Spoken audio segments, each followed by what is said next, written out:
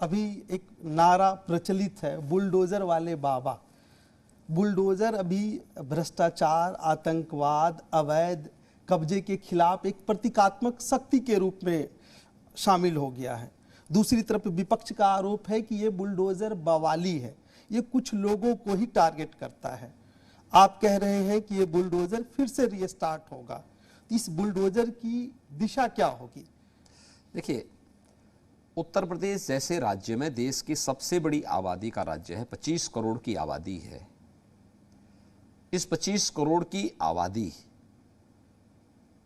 के विकास के लिए, उसकी खुशहाली के लिए इंफ्रास्ट्रक्चर डेवलपमेंट का प्रतीक है bulldozer. Infrastructure development, express highway, interstate connectivity, eastern and western freight corridor, air connectivity को प्रदान करने का एक माध्यम तो है ही बुलडोजर, लेकिन साथ साथ प्रदेश के विकास में डकैती डालने वाले, प्रदेश के संसाधनों को लूटने वाले, प्रदेश के गरीबों के हक पर डकैती डालने वाले ऐसे माफिया प्रवृत्ति के तत्वों को ये ले भी वो बुलडोजर उपयोग में लाया जाता है।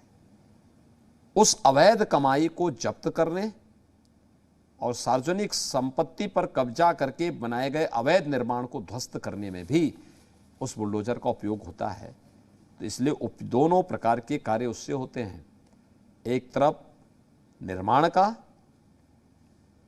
रचनात्मकता का, और दूसरी तरफ अवैध निर्माण को ध्वस्त करने का कार्य भी उसी बुलडोजर से होता है। इसलिए वो बुलडोजर एक प्रतीक हो गया है, उत्तर प्रदेश का ब्रांड बन रहा है वो। खबरों में बने रहने के लिए आप हमारे फेसबुक, ट्विटर, इंस्टाग्राम पेज को फॉलो कर सकते हैं और ताज़ा अपडेट्स के लिए हमारे यूट्यूब चैनल जी सलाम को सब्सक्राइब कर सकते हैं। और हाँ, बेल आइकन दबाना बिल्कुल ना भूलें।